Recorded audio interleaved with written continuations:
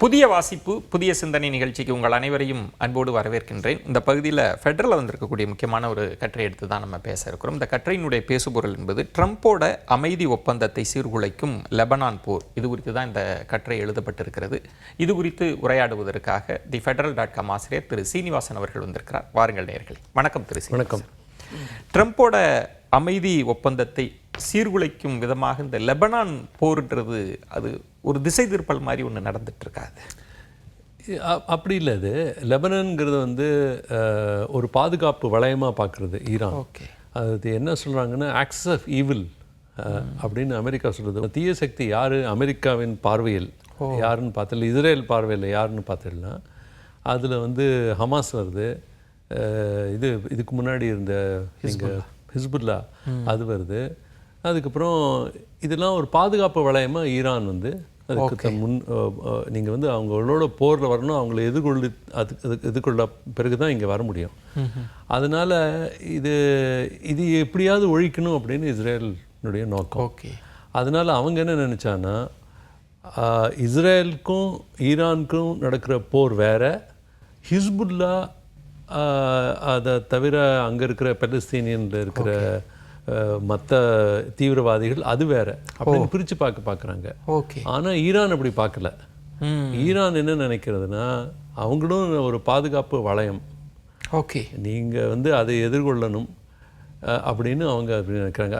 Iran வந்து அவங்களுக்காக குரல் கொடுக்காதிக்கு இருந்தது.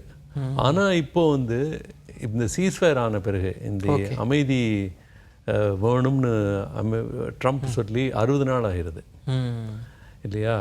அவர் எப்படியாவது இந்த அமைதி நிலை நாட்டணும் அப்படின்னு அவருக்கு ஒரு இது வந்துடுது. ஏன்னா இந்த போர் இனிமேல் கண்டினியூ பண்ணால் ஒருத்தருக்கும் லாபம் இல்லைன்னு அவருக்கும் புரியுறது. ஆனால் அது அந்த போர்லேருந்து எப்படி வெளியில் வருதுன்னு அவருக்கு தெரியல. ஏன்னா எந்த விதமான ஒரு ஒப்பந்தம் ஈரானோட பண்ணினா ஓகே, அது வந்து இதுக்கு முன்னாடி நீங்கள் வந்து குடியரசுத் தலைவருக்கு குடியரசுத் தலைவர் இதுக்கு முன்னாடி இந்த டெமோக்ராட்டிக் லீடர் இருந்தார், ஜனநாயக தலைவர் ஒபாமா, அவரும் ஈரானோட ஒரு ஒப்பந்தம் வச்சுருந்தார். அந்த ஒப்பந்தத்தை விட சிறந்த ஒப்பந்தமாக இருக்கணுங்கிறது தான் ஒரே குறிக்கோள். அதை ஃபுல்ஃபில் பண்ண ட்ரம்ப் பார்க்குறார். ஆனால் இஸ்ரேலினுடைய நோக்கம் வேறு. அந்த மிடில் ஈஸ்டில் ஓகே நம்ம ஆதிக்கம்தான் இருக்கணும், வேற ஒருத்தரும் தலை தூக்கி நிற்கக்கூடாதுங்கிறது அவருடைய நோக்கம். இப்போ ஈரான் வந்து ஹிஸ்புல்லா மீது அட்டாக் பண்ணக்கூடாதுன்றது ஈரானோட நிலைப்பாடாக இருக்குது. ஆமாம், நீங்கள் ஹிஸ்புல்லா தொட்டல்னா நாங்கள் உங்கள் மேலே ஏவுகணையை நாங்களும் பாய்ச்சுவோம் அப்படிங்கிறது தான் அவங்களுடைய நிலைப்பாடு. இப்போ நீங்கள் சொன்ன மாதிரி ஈரான் யுத்தம் அமெரிக்கா இஸ்ரேல் அட்டாக் பண்ணுது, அதுக்கான டேர்ம்ஸ் கண்டிஷன்றதெல்லாம் விட்டுட்டு இப்போ இஸ்ரேல் வந்து தொடர்ச்சியாக ஹிஸ்புல்லா மீது அட்டாக் பண்ணிட்டு இருந்தாங்க. இப்போ அது மாதிரிலாம் இனி பண்ண முடியாது. அது பண்ணால் இந்த அமைதி ஒப்பந்தம் பிரச்சனையாகும். அதான் அமைதி ஒப்பந்தத்தில் நீங்கள் வெறும் அமைதி ஒப்பந்தத்தில் எல்லாத்தோட முக்கியமான புள்ளி என்னன்னு அமெரிக்கா பார்க்குதுன்னா, நீங்கள் அணு ஆயுதம் வைக்கக்கூடாது. ஓகே, அணு ஆயுதத்தை நோக்கி என்ன வேலை நீங்கள் பண்ணாலும் அதை நீங்கள் பண்ணக்கூடாது. அதுதான் ஒரு பெரிய நோக்கம். இன்னொன்று வந்து அதுக்கு பதிலாக $100 பில்லியன் அவங்களுடைய சொத்தெல்லாம் முடக்கி இருக்கு ஈரான். ஓகே, அதை விடுவித்துடுங்கன்னு இவங்க முன்னாடி சொல்கிறாங்க. அப்புறம் அந்த ஹார்மூஸில் திரும்பி கப்பல்கள்லாம் போக வர அவங்களுக்கு ஒரு ஷிப்பிங் வந்து ஒரு நிரந்த இதுவாக இருக்கணும் அப்படிங்கிறதா ரெண்டாவது. அப்படி பண்ணால் ஈரான் என்ன சொல்லுதுன்னா, சரி போகலாம், ஆனால் அதில் ஒரு டாக்ஸ் போடுவோம் நாங்கள் அதை, ஏன்னா அது எங்கள் வழி அப்படின்னு சொல்லுறது. இதெல்லாம் தான் ஒப்பந்தங்களுடைய முக்கியமான புள்ளிகள். இதெல்லாம் நடக்கிறச்சு இஸ்ரேல் என்ன நினச்சுன்னா, சரி இது வந்து ஈரானோட பேச்சுவார்த்தை நடந்துன்னு இருக்கு, அமெரிக்காவுக்கும் ஈரானுக்கும் நாம் இந்த ஹிஸ்புல்லாவை ஒழிச்சுடலாம் அப்படின்னு அவங்க மேலே பிளேனால் பாம்பெலாம் பண்ணாங்க. அதுக்கு பதிலாக இவங்க வந்து ஒரு 11 ராக்கெட் அங்கே திரும்பி அடித்தாங்க எதிர்வினையாக ஈரானு. அமெரிக்கா 2 பேருக்கும் சொல்லி பார்த்தது இல்லை இந்த போரை நிறுத்துங்க. இஸ்ரேல் பேச்சு கேட்க தயாராக இல்லை. இஸ்ரேல் வந்து சில சமயம் அமெரிக்காவும் மீறி வேலை பண்ணுறது. ஏன் அப்படி பெனமின் நெத்தன்யாஹூ பண்ணுறா அப்படின்னா, அவங்க அங்கே எலெக்ஷன் அக்டோபர் நவம்பரில் வருது. ஓகே, தன் தேசத்தில் அவரால் இது காமிக்க முடியாது. இந்த போரில் நான் போனேன், என்னால் என்ன நிரூபிக்க முடியும், ஒரு ஹிஸ்புல்லா கூட என்னால் ஒழிக்க முடியலன்னா அப்போ நான் என்ன பெருசாக பண்ணினேங்கிறது தான் அவருக்கு ஒரு கவலை. இப்போ நீங்கள் சொன்னதில் ஒரு நுணுக்கமான இடம்ன்றது, 3 நாடுகளுமே போர் நிறுத்தத்தை விரும்புகிறாங்க, ஆனால் அவங்கவுங்களுக்குள்ள வேற ஒரு நோக்கம் இருக்குது. அதுவே இந்த போர் நிறுத்தத்தை கொண்டு வர முடியாதபடி இருக்கும். ஆமாம், ஈரான் வந்து அவங்களுக்கும் ஒரு பெரிய நெருக்கடி தான். ஏன்னா அவங்களால வந்து ஏதாவது அவங்களுக்கு ஒரு வழி வேணும். நிறைய எண்ணெய் வளம் இருக்குது, அதை அவங்கள உற்பத்தி பண்ணி வெளிநாட்டுக்கு ஏற்றுமதி பண்ணுறதுக்கு அவங்களுக்கும் ஒரு வழி வேணும். அமெரிக்காவுக்கு அந்த வழியை திறந்தாகணும். ஏன்னா பிற நாட்கள்லாம் குரல் கொடுத்துருக்கு, ஏன்னா அவங்களால ஒரு பிஸ்னஸும் பண்ண முடியல. ஆனால் மிகப்பெரிய அச்சுறுத்தல் ஈரானால் என்னென்னா, அவங்களுடைய நேபர்ஸ்க்கு, அவங்களோட அக்கம் பக்கத்தில் இருக்கிற தேசம் மேலே அவங்க வந்து தூக்கி ஏவுகணையை செலுத்துகிறாங்க. ஈரான் அதை அப்படி பண்ணுறது.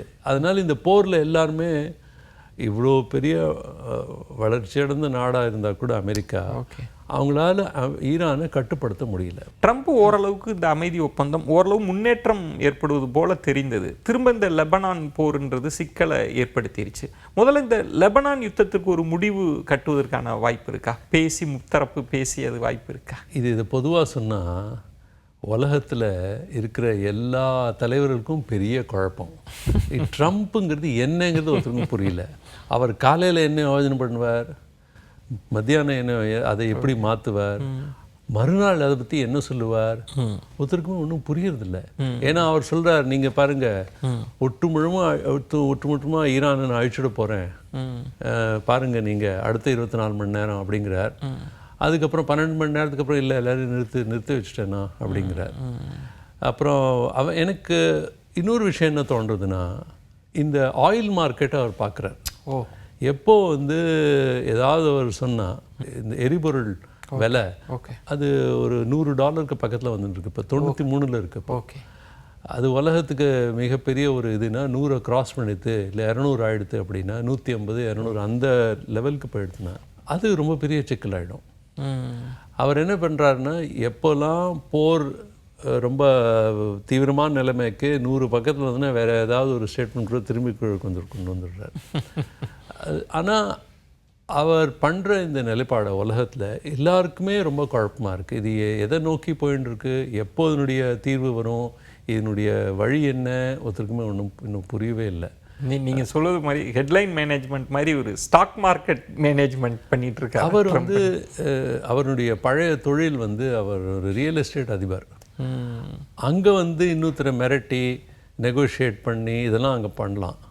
ஆனால் உலக அளவில் நீங்கள் வந்து ஒரு ஸ்ட்ராட்டஜிக் இன்ட்ரெஸ்ட்காக ஒரு இதுக்காக இதெல்லாம் பண்ண முடியுமாங்கிறது பெரிய கேள்வி.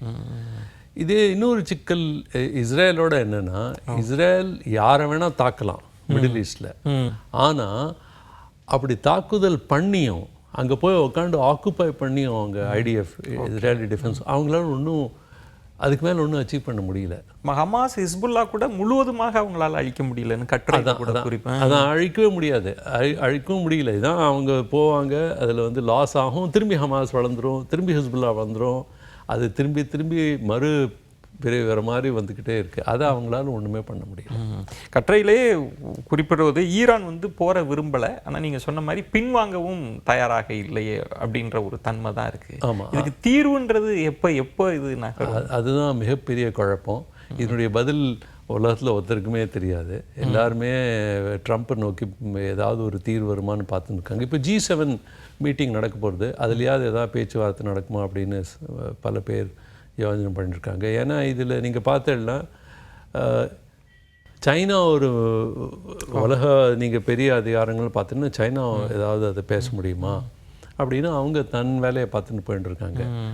எப்படி நாம் வந்து நம்மளை இன்னும் பலமாக்கி அமெரிக்காவுக்கு மேலே வளர்ச்சியான ஒரு தேசமாக வரணும்னு அவங்க பார்த்துன்னு இருக்காங்க.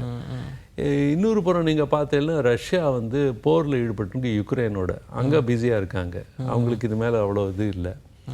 இந்தியா மாதிரிய தேசங்கள் இதில் ஒன்றும் பெருசாக ஒன்றும் ஒரு நிலைப்பாடு எடுத்துக்கல.